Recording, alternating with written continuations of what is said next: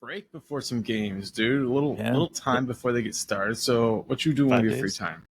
5 days, something like that. I don't know. Yeah. Man, all right. So, went to the doctor's appointment yesterday, right? Okay. And had my son with me, or both sons with me. And we walk into the doctor's, and I never have my kids with me at the doctor's appointments because they always say stupid shit, right? Like, it's inevitable. They're at the doctor's, they're going to talk about something being wrong, and I don't know, like their testicles or something like that. Well, anyways, so that's my boys for you, right? They'll just go on and on and on. I get there, I sit down, and my son, who has been learning about the birds and bees at school, right, says to my doctor, "Hey, I'm learning about sex today." And my doctor looks at me and looks at my son, and I'm like, "It's about the birds and bees." And she's like, "Oh my God." And Timmy's like, "But it's going to be good because we're only learning about puberty today." It's like the sex is tomorrow. So, hey, you know what? My son is enthralled with this whole idea of sex, so good for him. And yeah, he had some great questions after yesterday. So we've been enjoying those moments. These are exciting times. Great, bro. Speaking of the birds and the bees, no, I don't really actually have anything else to say. But so if you were building a team and you wanted to win a championship in say 20 years, right?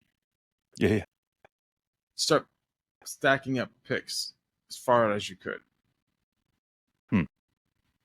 Right. And you would be like, maybe in 7 years, the picks I have now, I'll trade for 7 years out or something like that. You know what I mean? Kind of like. Well, but if you wanted to win a championship in 7 years, then you would do what Sam Presti did in 2019, baby. And here we are, 2024. We're starting to feel that championship itch. It's if you've ever gone through a little withdrawal, you know what it's like. You know, it's been a while since we felt it, but we're back. We're back, and we're hooked up to that IV. We're mainlining this championship feeling, guys. It's going to take a minute, and we know what it's like, the disappointment if you don't achieve it, but it's really silly to sit around and be like, oh, yeah, this team isn't competing for a championship when they are. Sure. You know, when you get to this point where you're one of the top 4 teams in the league, anything can happen. You find yourself in the conference finals, anything can happen. If you find yourself wearing that Cinderella shoe, who knows, baby? The first time the Warriors won it, that's how they were. You know what I mean? People said LeBron couldn't win one before he won one. A lot of people have the vibes about Michael Jordan, Coach K, really every great winner, you know, until they win it, all the times that they failed are used to prove that somehow they're great losers. Sure. I think it's important in order to understand a proper rebuild is that you have to look at the scope of entire sports, because a proper rebuild, you can be in contention in 5 years, tear down and be back there in 5 years. That is a proper rebuild, in my opinion. If you look at it properly and you look at the way that a team like, let's go Major League Baseball, you look at the Atlanta Braves, so shout out to our good friend Adam and Brian, who are Braves fans, and we watched that team rebuild properly, retool properly, and next thing you know is they go back and they destroy the pennant. So that is what happens if you do it right in baseball. Now you look at NHL, you can look at a number of different teams. You go back to the drafts, they draft properly, retool properly. You can go back to footy, AFL. They do the same thing, man. You got a dynasty in the making right now over in AFL. You go to the NFL, you have to draft properly and it gets you back quickly. Now, there's circumstances like the Dallas Cowboys that drafted like, I think 7 or 8 players in one draft that were able to, or not 7 players, but I think it was 6 or 7 players that they drafted that were able to be the best player in their positions later in their careers. So there's circumstances like that happen. But in order to do things properly, you've got to look at the front office has got to be in good shape. You've got to have draft picks so that you can build a team. Mark and I were talking before we just got on here, but build a team that can grow together. That's the key right there. And if you can draft a team that can grow together, and then the last part is you got to get those glue pieces, and you got to get those veterans. You got to get that star player that's a little bit older than everybody else, contributing at the right time, so everybody else is in line. So Sam Presti built a team to contend again in 5 years, and he built it brilliantly. Because if you look at 4 seasons ago, this team had Chris Paul on the sidelines and on the team. This team has changed so much since the Chris Paul era. And it's crazy to think about that's only in 4 years. And Sam Presti did it properly. So the teardown started, in my opinion, and let's just say it the way it is. The teardown started the year Chris Paul was traded to Phoenix Suns. All right. That's the teardown, because we tore every piece out right there and we started it again. And from that point on, this team has collected draft picks like nobody's business, right? And even so, we had all those draft picks from the Clippers, but we have continued to get better draft picks as time goes on, right? And you continue to look at what this team is doing now, and you're saying, okay, at what point is this team going to be in contention? Because if you look at everything else everybody's saying right now, they're like, well, you guys are big man short, you're experience short, you're this or that short. But if you look at the grand scope of all sports, it takes 5 years to rebuild most professional teams. Now, people can do it sooner. And when people do it sooner and teams do it sooner, you look at this and you say, that happened really fast. Now, why are Mark and I saying that this team can win a championship this year? Even though people think that there's massive holes on this team, it's because one thing, there's massive holes on everybody's team. And our coaching staff is way better than everybody else's coaching staff. We get it in a different way. And by going out there and preparing the way that we have done it all season, by having rest, by having all these other factors that mean something, means that this team can go out there and compete. And if you think about the grand scope of things, we got a week off for the play-in tournament, right? Not a week off, but it was some time off, right? We got a week off for 9 days off for the All-Star break, right? We got another week off here for Shea during the season. At the end of the season, we got another week off there for Shea and J-Dub. I think Shea got 10 days off or 8 days off, something like that right there. And then he plays 3 or 4 games. And the next thing you know is boom, 3 games. Next thing you know is boom, he gets another week off.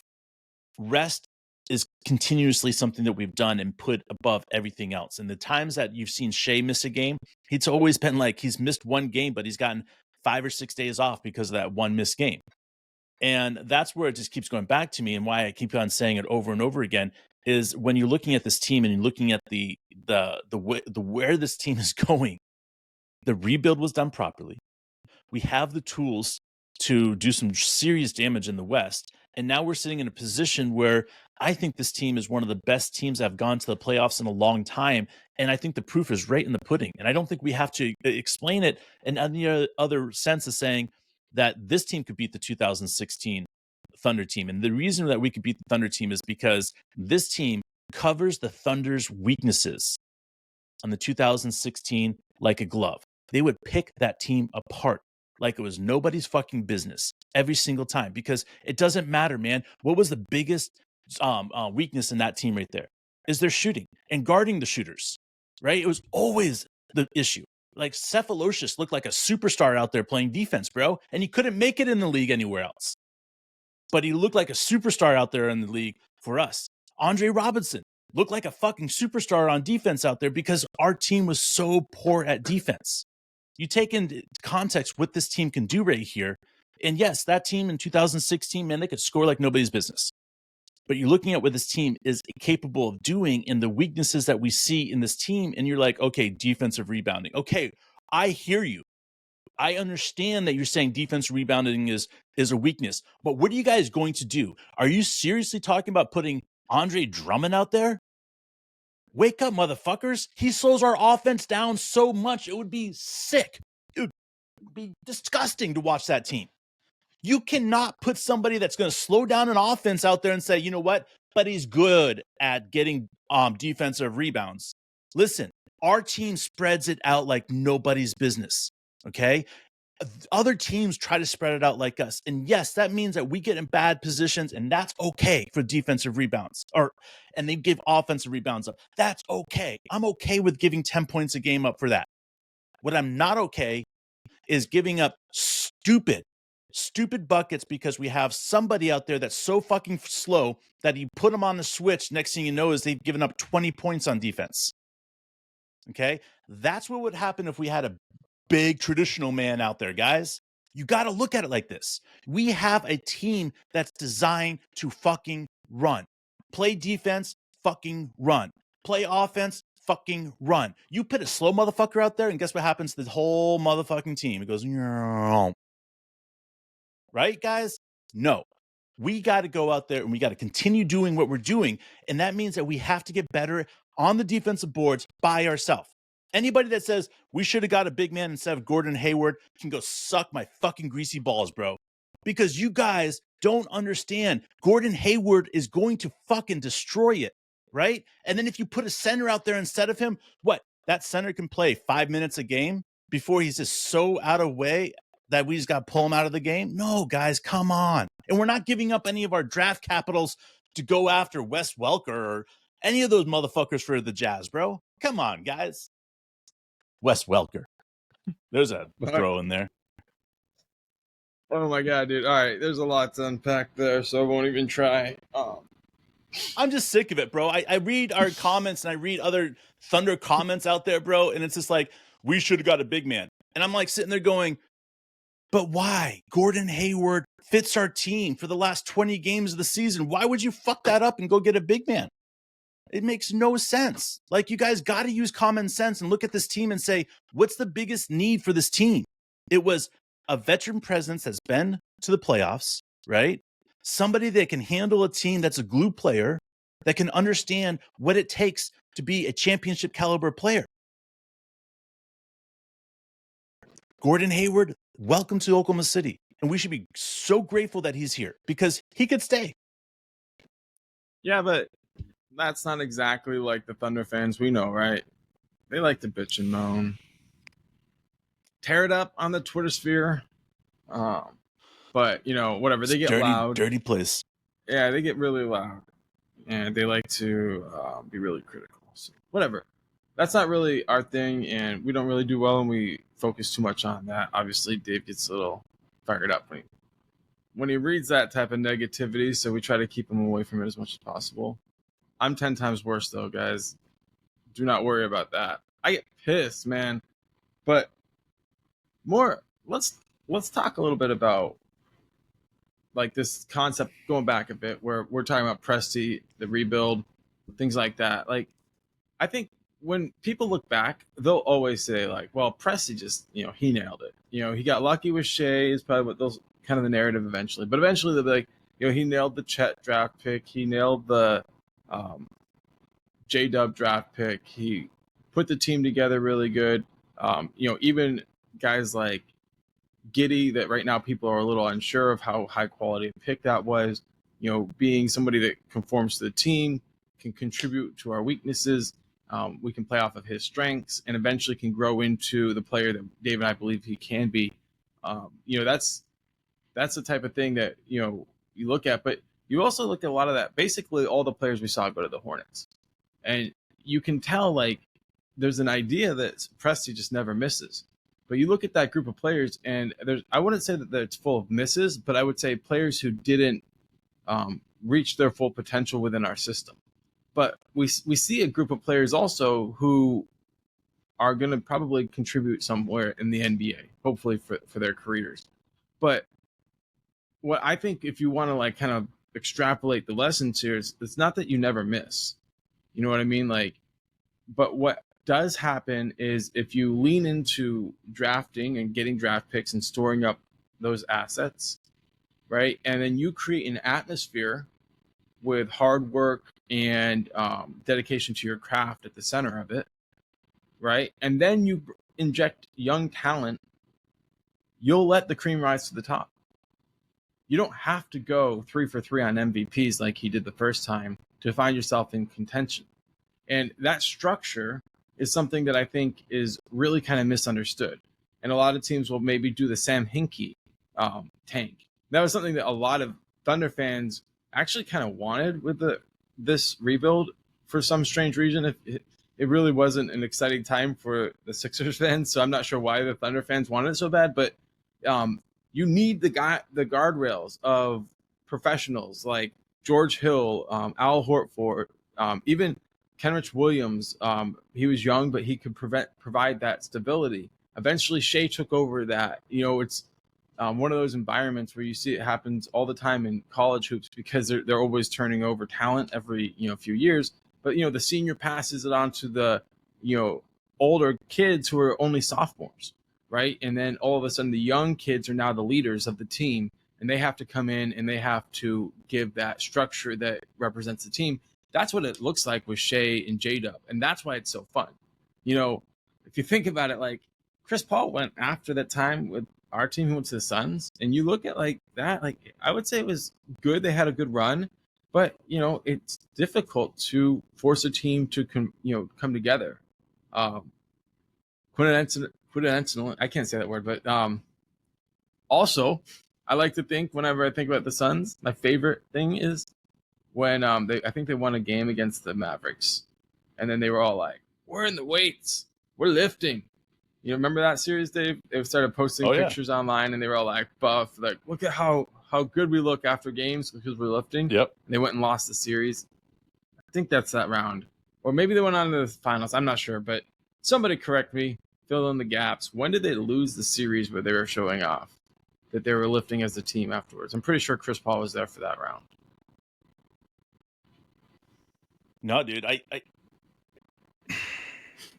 I know I get too much into how the rebuild is done, is because I still feel that I need to protect Sam Presti. Even though he doesn't need to be protected, I still look at his work that he's done putting this team together as a masterpiece. I know we talked about it a lot. We overuse that word with Sam Presti, is that this team was going to be his masterpiece team. I think it's beautiful looking at how the structure has come here. I think it's beautiful to see how we as a community has surrounded the Oklahoma City Thunder. And now that, things are going well, we're going to get a new stadium. We're getting a $1 billion brand new building there too. Tallest building in the United States. So like, to me, like there's brilliant things happening in Oklahoma right now because of the Oklahoma City Thunder. And I keep going back to what Oklahoma means to Thunder and Thunder means to the Oklahoman people. Like it's powerful. Like it doesn't matter where I live. It doesn't matter where Mark lives or 90% of the people that listen to this podcast where you guys live. It brings us together. And one of the most grateful things I've ever, been part of was the fact is when we drafted Josh Giddey, we started tearing into what Josh Giddey was. We got introduced to an entire new people out there.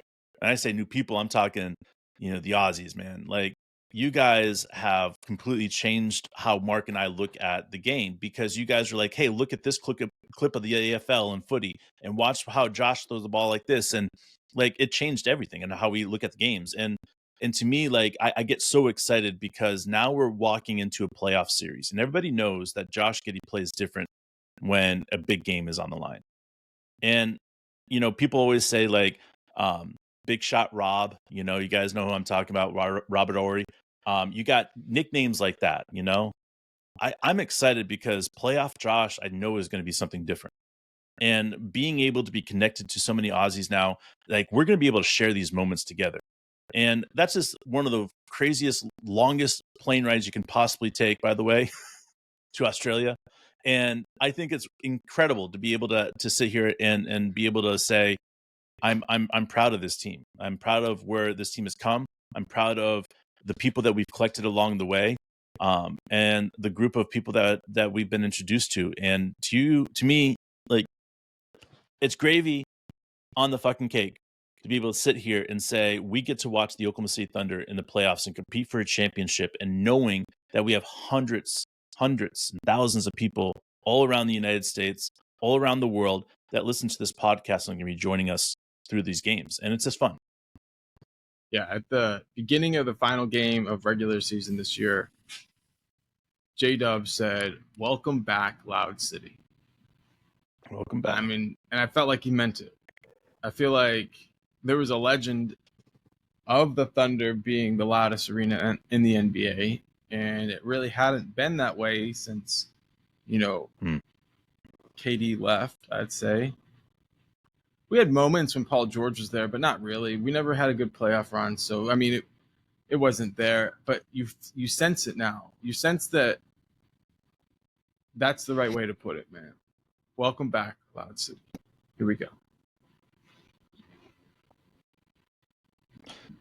Man, there is nothing better than watching a Thunder playoff game in Loud City, bro. There's just not. I mean, like it was so loud and it was so crazy. The whiteout, man. Do you remember the whiteouts, man? Like it to me, there's so many beautiful moments in the playoffs with this Thunder team. And that's why when J-Dub said that, bro, I got excited. Like I was like, oh, dude, it's on now. It's on. Because Oklahoma City, you guys are legit when it comes to cheering on a team. And being there and living there so long, like I remember back when it was the Red Hawks, you know, we'd go to the games of the Red Hawks, you know, and it's just beautiful, bro. And like be able to be in the position we are now to be able to cheer on this team and make it Loud City all over again is pretty brilliant. So let's go, baby.